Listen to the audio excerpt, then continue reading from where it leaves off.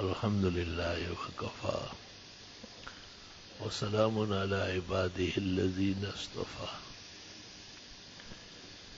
لا سيما على سيد الرسل وخاتم الأنبياء أمين الله على وحي السماء شافع الشفاعة يوم الجزاء وعلى آله النجبى وأصحابه الأتقياء أفضل الخلائق بعد الأنبياء ومن بهديهم اقتدى وبآثارهم اقتفى من المفسرين والمحدثين والفقهاء إلى يوم الجزاء. أما بعد فأعوذ بالله من الشيطان الرجيم. بسم الله الرحمن الرحيم. يا أيها الذين آمنوا ادخلوا في السلم كافة ولا تتبعوا خطوات الشيطان إنه لكم عدو مبين فإن زللتم من بعد ما جاءتكم البينات فاعلموا أن الله عزيز حكيم. هل ينظرون إلا أن يأتيهم الله في ظلل من الغمام والملائكة وقضي الأمر وإلى الله ترجع الأمور. محترم بزرگوں، بھائیوں اور عزیز دوستوں، اللہ تعالیٰ نے کامل اور اکمل دین بھیجا ہے اور اعلان بھی کیا ہے الیوم اکملت لکم دینکم واتممت علیکم نعمتی وردیت لکم الاسلام دینا، کہ میں نے تمہارا دین مکمل کیا اور اپنی نعمتیں اور خوشیاں تم پر پوری کی اور تمہارے لیے پسندیدہ دین اسلام بنایا ہے۔ علماء کہتے ہیں کہ دین اس لائحہ عمل کو کہتے ہیں جس کی پابندی دنیا میں ہو اور اس کے فوائد اور برکات عقبا میں ہو۔ دنیا کے اندر زندگی گزارنے کا لائحہ عمل انسان خود نہیں بنا سکتا ہے، اس لیے انسانی بنائی ہوئی چیزوں میں شدید قسم کے استدراکات اور زحافات اور اختلافات ہوتے ہیں۔ ہر ملک کا موسم علیحدہ، ہر ملک کے تقاضے علیحدہ، ہر ملک کے لوگوں کا رہنا سہنا علیحدہ۔ پھر ایک شخص کسی کائنات کے انسانوں کا تمام ضروریات کا ادراک بھی نہیں کر سکتا ہے۔ انسان خود اپنے لیے بہت کچھ فوائد اور خیر و حسنات جمع نہیں کر سکتا، اس میں وہ بے بس اور عاجز ہو جاتا ہے۔ تو دوسروں کے لیے ایسا قانون یا ایسا زاویہ فکر کہاں بنا سکے گا؟ اس میں ضرور کمی ہوگی، کوتاہی ہوگی، زیادتی ہوگی، ظلم ہوگا۔ جیسے دنیا کے اندر انسان کے بنائے ہوئے قوانین ہیں، اس میں حیران کن قسم کی غلطیاں، فحش غلطیاں، پریشانیاں۔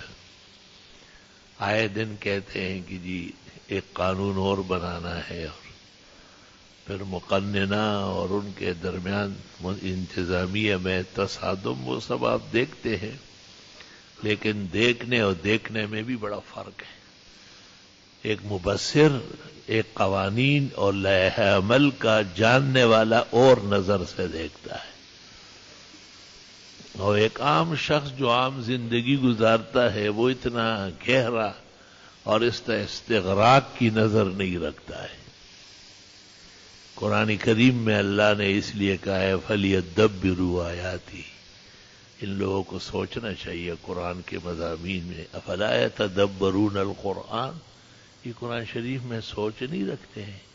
ام علی قلوب اقفالها، یا ان کے دلوں کو تالے لگے ہوئے ہیں۔ فکر، سوچ، شعور، عقل، اس کو بھی راہ راست پر لانا، یہ اللہ بزرگ و برتر کے قانون کی برکت ہے۔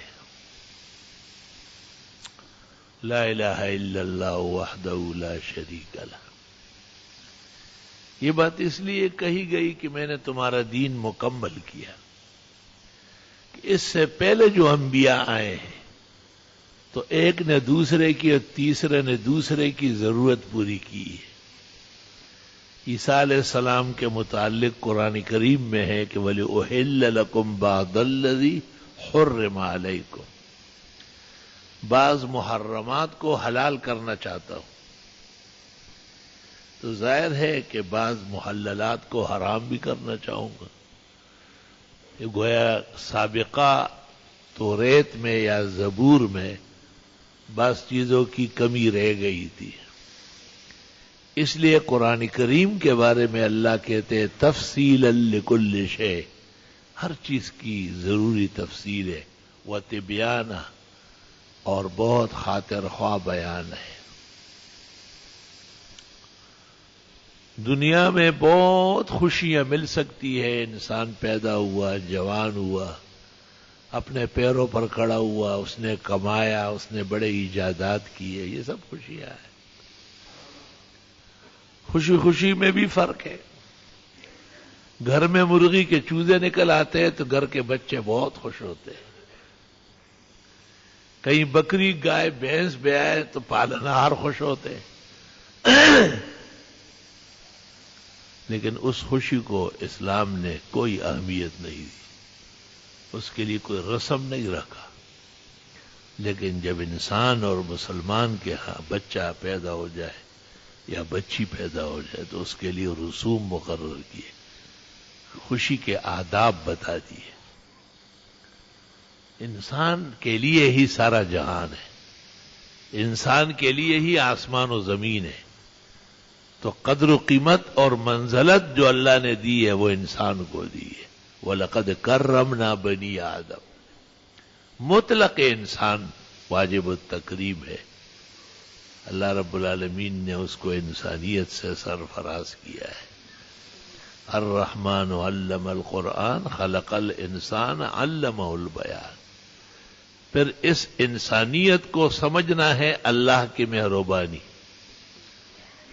پھر اس انسانیت کے ذمہ دو ضروری کام ہے، ایک تو قرآن سمجھنا اور دوسرا قرآن بیان کرنا، تاکہ انسانیت نکھر جائے، قیمتی بن جائے۔ ایک بچے کے ہاتھ میں 100 روپے کا نوٹ ہے، اسے بھوک لگی ہے، نہ وہ کوئی آئس کریم خرید سکتا ہے، نہ وہ کسی دکان پہ جا سکتے ہیں، صلاحیت ہی نہیں ہے۔ اسی 100 روپے سے اس کا رونا ختم ہو سکتا ہے۔ ایک عاقل اور ذی شعور اس 100 روپے سے 10 کام لے لے گا۔ الرحمن علم القرآن خلق الانسان علمہ البیان۔ دنیا میں اگر کوئی بیان ہے تو وہ قرآن کے ذریعے ہو، جس میں آیات پڑھی جائے، جس میں احکام مسائل بیان ہو جائے۔ تو دیکھو انسان جب پیدا ہوا تو حکم آیا کہ بھئی اس کے کان میں اذان دے دو اور اس کے بائیں کان کے سامنے تکبیر کہو۔ اتنی عجیب باتیں، ابھی 1 گھنٹہ 2 گھنٹے پہلے ایک منا مادر وطن سے باہر آیا ہے اور شریعت نے احکام شروع کر دیے اس کے لیے۔ کتنا قیمتی ہے۔ حضرت حسن جب پیدا ہوئے اور حسین پیدا ہوئے، رسول اللہ صلی اللہ علیہ وسلم سے حضرت علی نے ذکر کیا اور پوچھا کہ کون اذان دے، تو آپ نے کہا انا اؤذن، میں خود آؤں گا، میں اذان دوں گا۔ کیونکہ کمعقل قوم اور بے شعور قوم وہ لڑکے اور لڑکی کا بہت فرق کرتے ہیں کہ جی لڑکا بڑی عزت ہے، لڑکی تو بہت عیبناک ہے۔ تو آپ کی بیٹی ہے فاطمہ الزہرا اور اس کی عزت اور عظمت آپ بیان کرتے ہیں ہمیشہ۔ جب فاطمہ دور سے آنے لگتی تو حضرت تیاری کرتے اٹھنے کی، کھڑے ہونے کی، تو کسی نے کہا، آپ نے کہا کہ بی بی فاطمہ کے آنے پر زمین سے عرش تک جتنے ملائک ہوتے ہیں سب کو کھڑے ہونے کا حکم ملتا ہے، میں بھی ان کے احترام میں کھڑا۔ عجیب بات ہے کہ باپ پیغمبر ہے اور بیٹی ہے اور مسلمان ہے اور ایک وفادار ہے اور اطاعت شعار ہے۔ دنیا حدیث حیران رہ گئی، دنگ رہ گئی بالکل۔ علماء کہتے ہیں کہ چونکہ اولاد زندہ رہی نہیں ہے، 4 بیٹھے ہوئے وہ بھی مر گئے، 3 بیٹیاں جوان ہوئی، شادیاں ہو گئی، لیکن جنازے آپ نے پڑھائے، صرف ایک ہی فاطمہ بطول رہ گئی۔ بطول کے معنی ہے دنیا سے لا تعلق، بطل کے معنی ہے تعلق دنیا ختم کرنا، وتبتل الیہ تبتیلا۔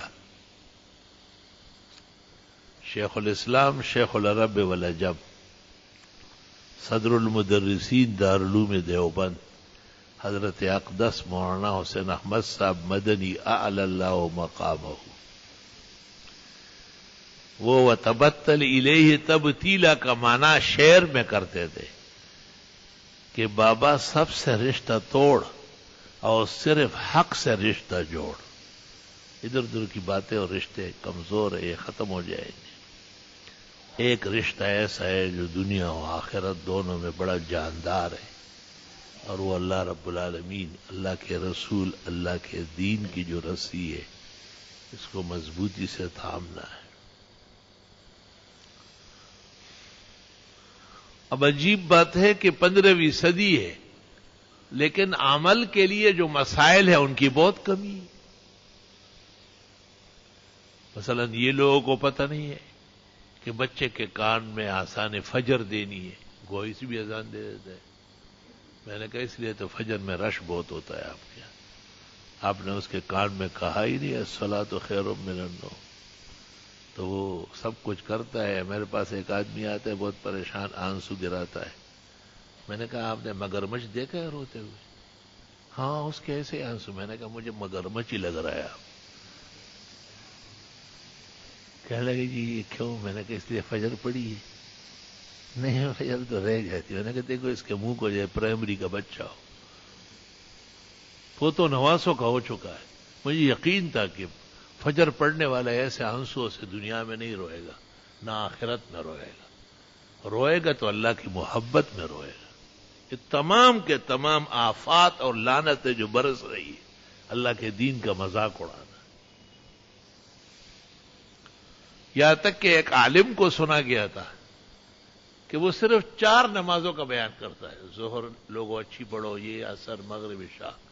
تو مجھے پتہ چلا، میں نے اس کو کہا تم فجر نہیں بیان کرتے؟ کہ فجر میں کہاں ہوتا ہوں؟ میں نے کہا آپ کے لیے کوئی علیحدہ آیات نازل ہوئی ہے کہ آپ فجر نہ پڑھیں؟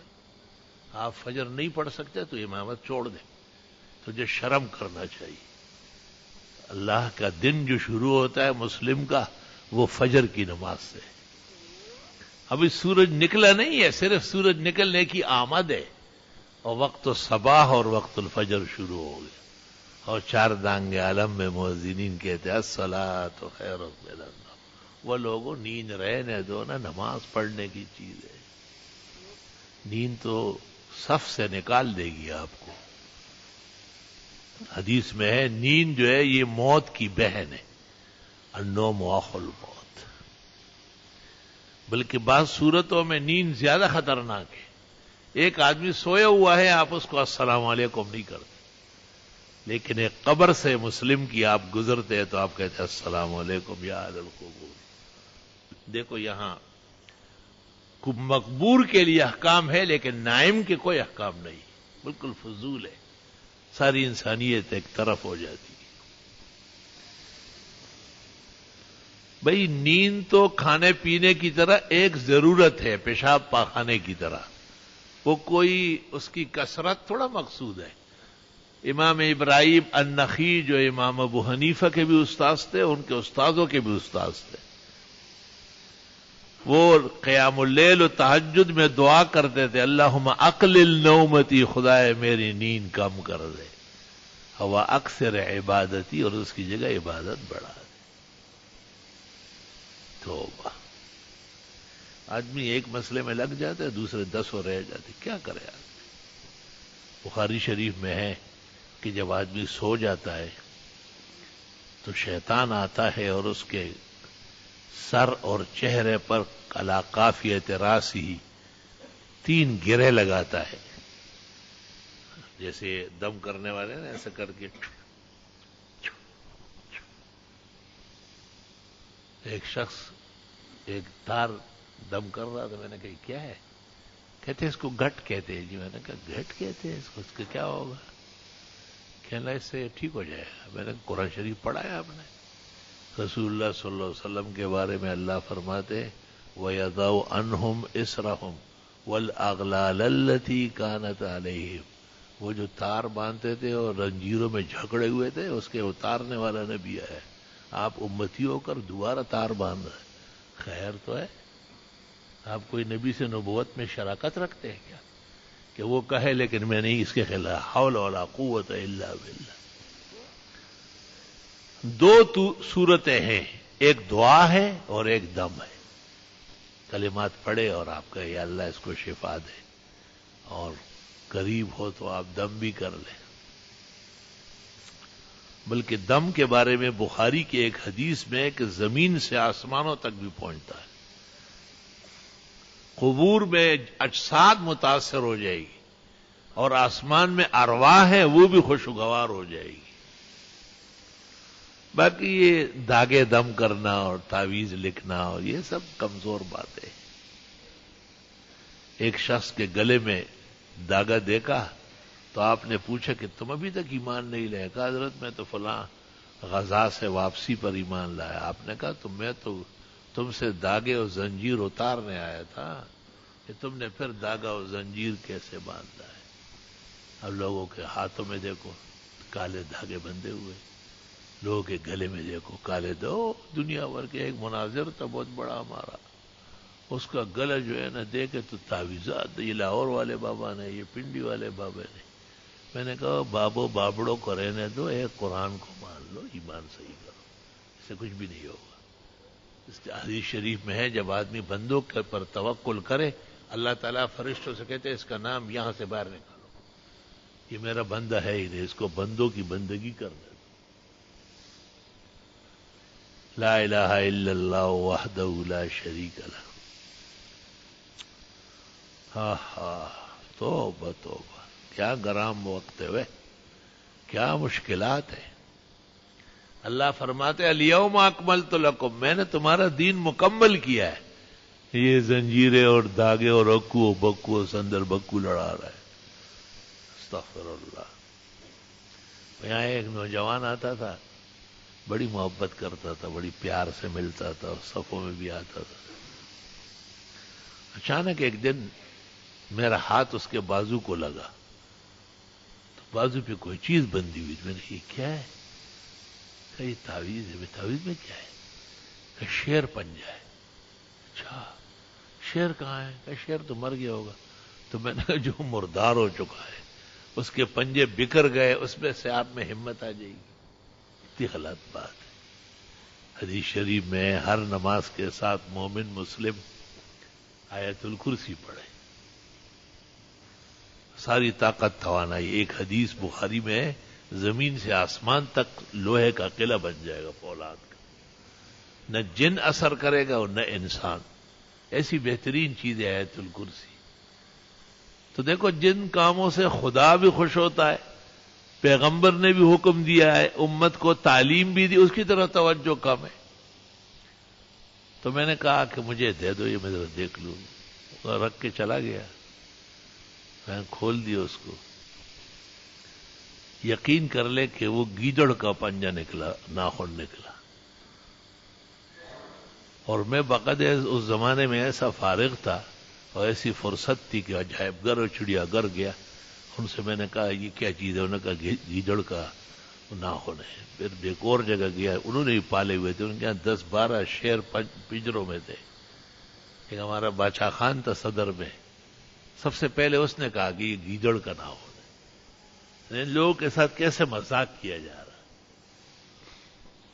گیدڑ کے ناخن کو شیر کا پنجہ سمجھنا، جیسے ہندو بت کو خدا سمجھتا ہے، اور جیسے وہ کمبخت جو ہے نا وہ بجائے دودھ کے پیشاب پینے لگ گئے۔ خود ہندو محققین نے کہا ہے کہ رام چندر اور لکشمن نے ہمیں ڈبو دیا ہے، جانا نیچے تھا اور یہ پیچھے دم کے پیچھے جا کے وہاں منہ لگا لیا تھا۔ اور دیکھو تو ہر جگہ دیکھو تو کون، کیا نام ہے کرن، کیا نام ہے کشن، کیا نام ہے ددو، کیا نام ہے جھینڈو، جھنڈو، یہ کیا ہے؟ یہ ہندو نام ہے جی ہمارے. فلا حول ولا قوت الا باللہ. اور یہ مرض مسلمانوں میں آ گیا. ابھی ایک نوجوان نام لایا کاغذ پہ لکھ کے. پہلا نام جو تھا اس کا معنی میں نے کیا ماں باپ کو قتل کرنے والی. دوسرا فحاشی پھیلانے والی. تیسرے نام کا معنی تھا کائنات کو اپنے اوپر چڑھانے والی. یہ نام لوگ لکھ کے لا رہے.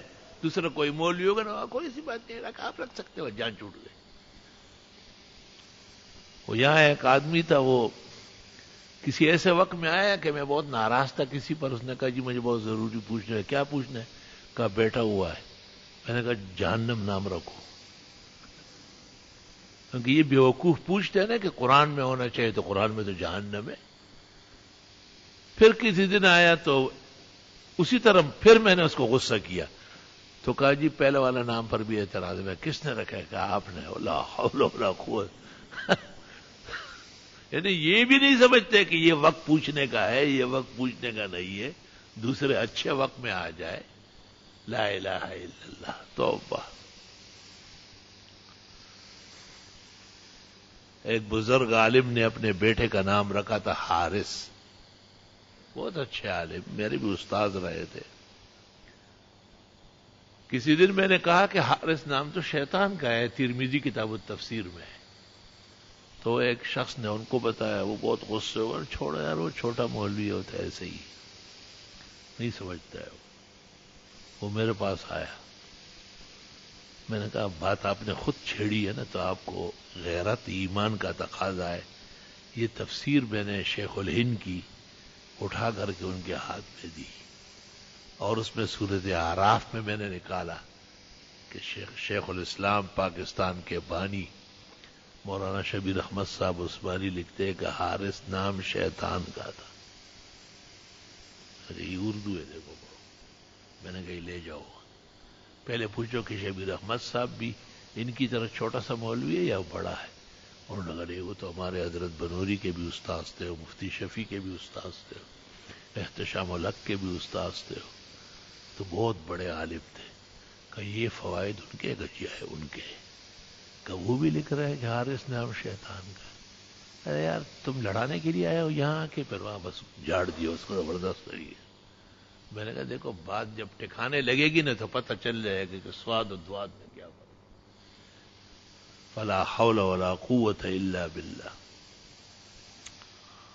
اب جب ایک مسئلہ بیان ہو جاتا ہے کہ بھئی بچے کے کان میں اذان دو اور دوسرے کان میں تکبیر بھی کہو، تو اب یہ مسئلہ تو خود ہی پیدا ہوگا کہ کس طرح دیں گے. 10 مولویوں سے آپ پوچھیں، ان کو یہ تمیز ہی نہیں ہے. دے دے.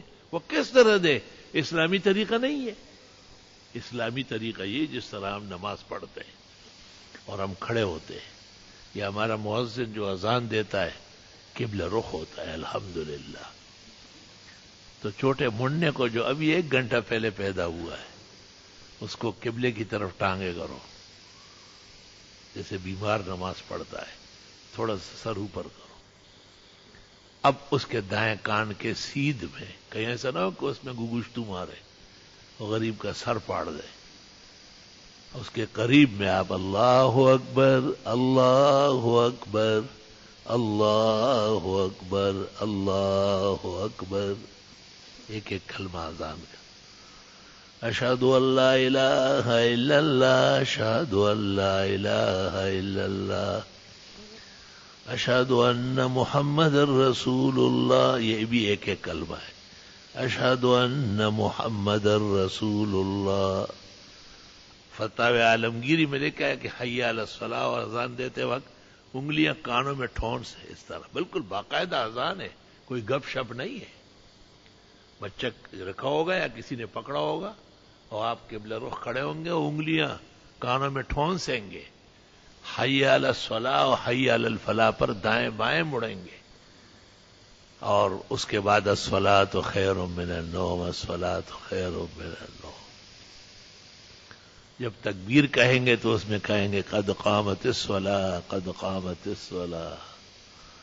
یا اللہ ابھی 15 سال باقی ہے نماز پڑھنے میں لیکن ابھی سے تیار کرنا اتنا ضروری.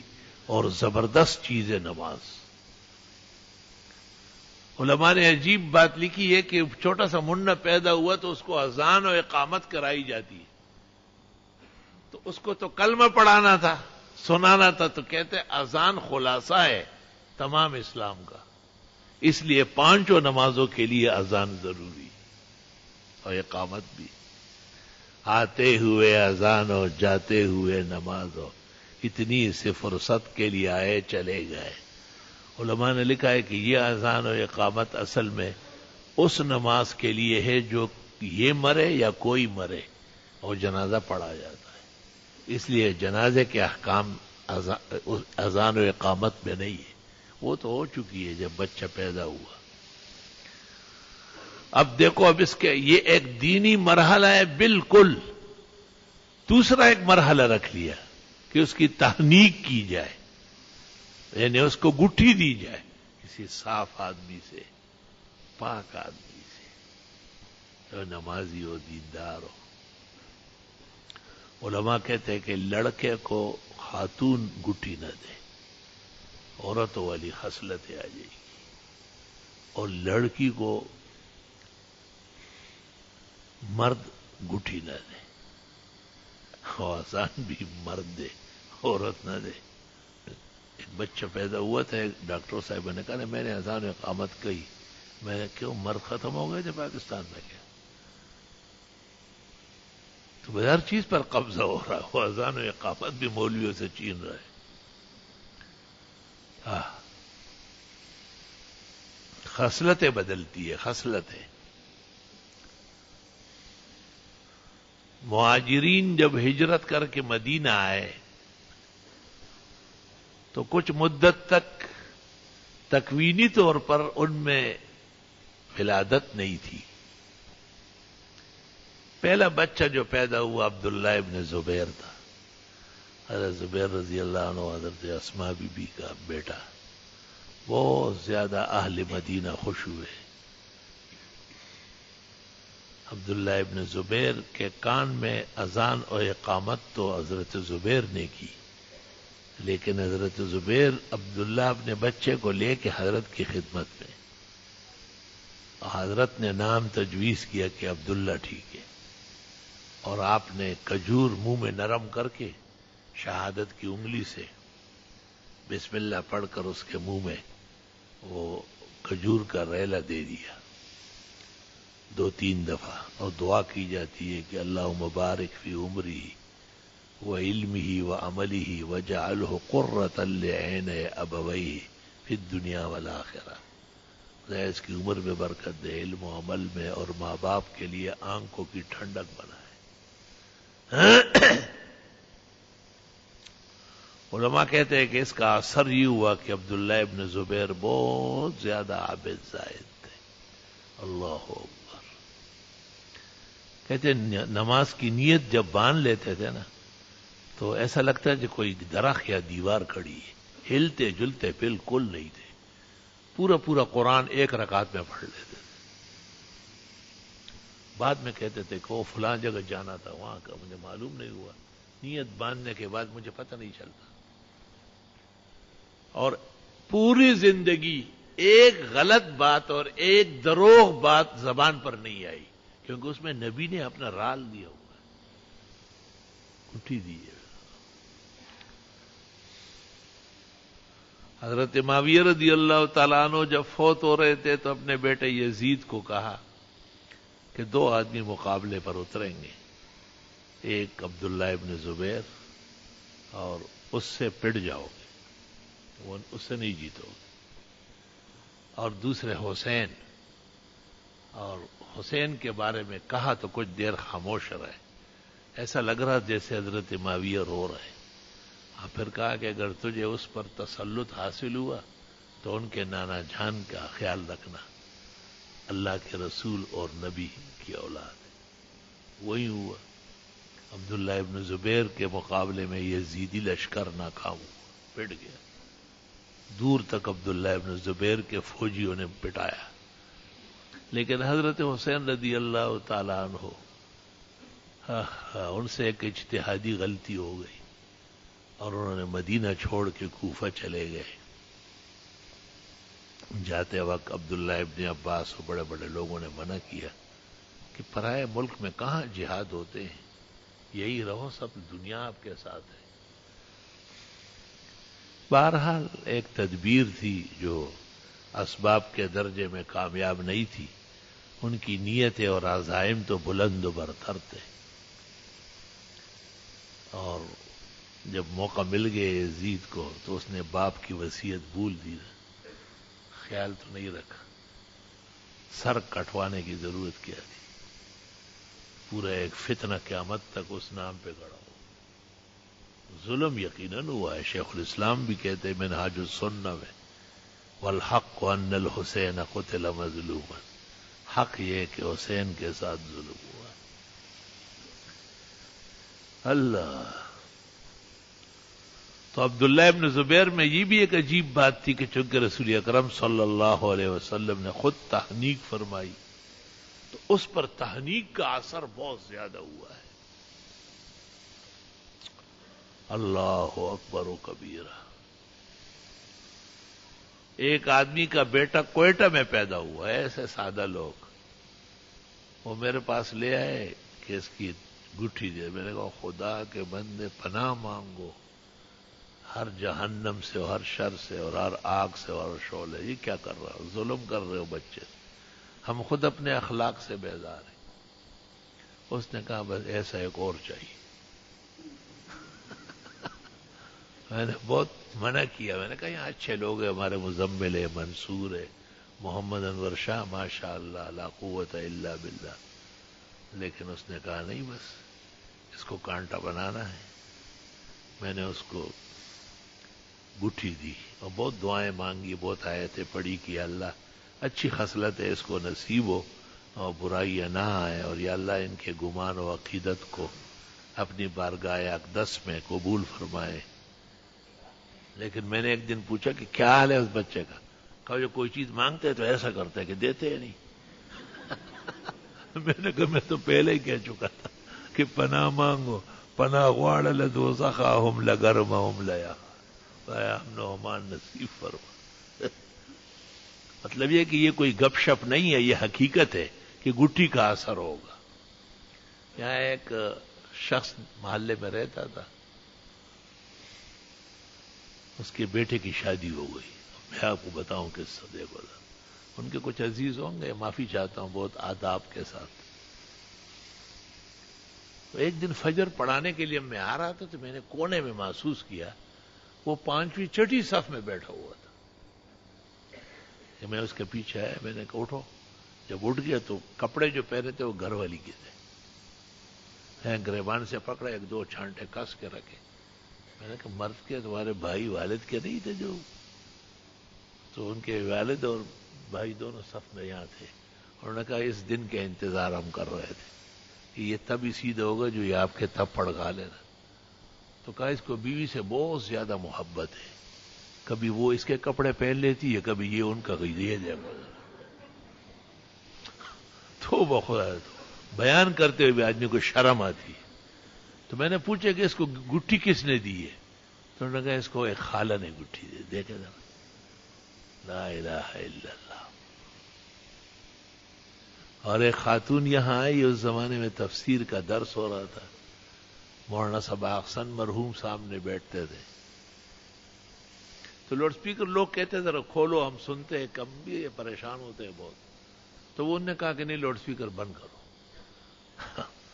مولانا صبا احسن نے کہا کہ میں تو ایسا نہیں کر سکتا ہوں، تفسیر والا جب فارغ ہو کے پوچھوں گا. تو اس نے کہا میں بند کرا کے رہوں گی، اور یوں ہاتھ پھیرا. میں یہاں سے دیکھ رہا تھا لیکن کچھ کر نہیں سکتا تھا، تفسیر ہو رہی تھی. تو میں نے بعد میں مولانا صبا احسن سے پوچھا، میں نے کہا اس عورت نے جاتے وقت کب دھمکی دی اور باقاعدہ مردوں کی طرح یوں کیا. تو میں نے اس کو کہا یہ مرد جو چہرے پر ہاتھ پھیرتے ہیں یہ تو اس لیے کہ داڑھی ہوتی ہے، کہ یہ داڑھی نہیں ہوگی گھاس ہوگی. اگر میں نے تمہیں منوایا تو وہ کس بات کا ہاتھ پھیر رہی؟ خیر تو ہے، اپنی جگہ سمجھ کے وہاں ہاتھ پھیرے جس سے وہ قیمتی بنے. بعد میں پتہ چلا کہ اس کو ایک پہلوان نے گٹی دی. لاہور کے پہلوان نے ود نر بچو، میں اس کا ڈھونڈ لگا رہا تھا، تو انہوں نے کہا ہم وہاں رہتے تھے، پہلوانوں کے محلے میں ہمارے رشتہ دار تھے، تو اس لڑکی کو جب یہ لڑکی بچی تھی انہوں نے گٹیا، سر دیکھو یوں کر رہی، حالانکہ داڑھی کہاں ہے اس کی، مردوں نے داڑھی ختم کر دی تو عورت غریب کہاں سے داڑھی لائے. تو میرا مطلب یہ ہے کہ آداب، حدود، شرائع، ان کا لحاظ کرنا ہمارا فرض ہے. بعض باتیں بے شک ہنسنے کی اور گپ شپ کی ہوتی ہے، لیکن مغز لیا کرو. خربوزہ کھاؤ، چھلکے سے کیا کھاؤ ہمارا. لوگ تو ہر طرح کے ہوں گے اور ہم سب کے خیر خواہ ہوں گے. خنجر چلے کسی پہ تڑپتے ہیں ہم امیر، سارے جہاں کا درد ہمارے جگر میں ہے. بہرحال یہ منتشرات و متفرقات آج بیان ہوئی، اللہ تعالیٰ اسے قبول فرمائے. الحمدللہ رب العالمین. اللہم صلی وسلم علی النبی وعلی آلہ واصحابہ وبارک وصلی وسلم علیہ.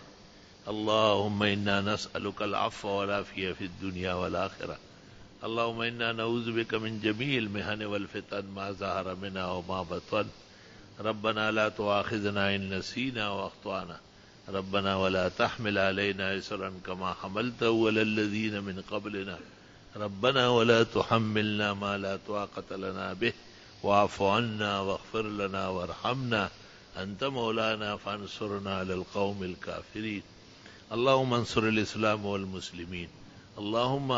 اللهم أيد واحفظ عساكر المجاهدين في مشارق الأرض ومغاربها عن شر الشر وإفساد المفسد وحملة الكافرين وتشديد المنافقين يا رب العالمين.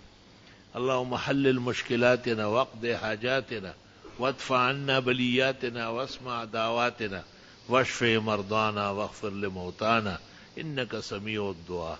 اللهم نور قلوبنا بنور الإيمان واشرح صدورنا للسنة والفقه والقرآن.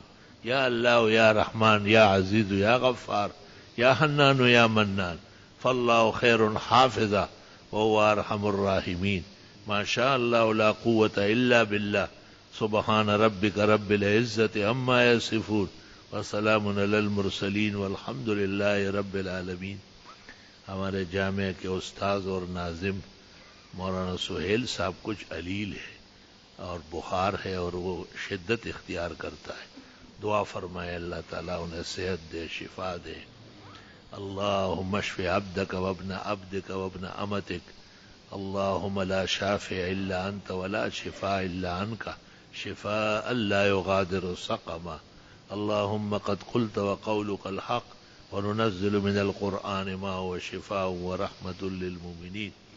اللهم قد قلت وقولك الحق وله ما سكن في الليل والنهار وهو السميع العليم. اللهم قد قلت وقولك الحق فاللہ خیر حافظا وهو ارحم الراحمین. اور بیماروں کو بھی اللہ تعالیٰ صحت شفا دے. اللہ پورے پاکستان کی حفاظت فرمائے، عالم اسلام کی حفاظت فرمائے، حرمین شریفین کی حفاظت فرمائے. ہمیں حج عمرہ و زیارات کے لیے بار بار آنا جانا آسان فرمائے. اللہ سبحانہ و تعالی القدس کی عزت اور عظمت رفتہ بحال فرمائے. مسلمانان فلسطین کی پریشانیاں دور فرمائے، ان کی آزمائش اور امتحان کو معاف فرمائے، انہیں فتح مبین و نصرت قریبہ سے مالا مال فرمائے. کائنات کا بدترین ظالم انسانی شکل میں بھیڑیا امریکہ اور ان کا نالائق اور نااہل و بےہودہ صدر، اللہ انہیں جلدی اپنے قہر و عذاب سے ہلاک فرمائے. امریکہ اور دیگر کفر کے ملکوں میں جو مسلمان ہیں، جو مساجد ہیں، جو عبادت گاہیں ہیں، جو درسگاہیں ہیں، اللہ ان کا حافظ و ناصر، معین و مددگار رہے. صلی اللہ تعالی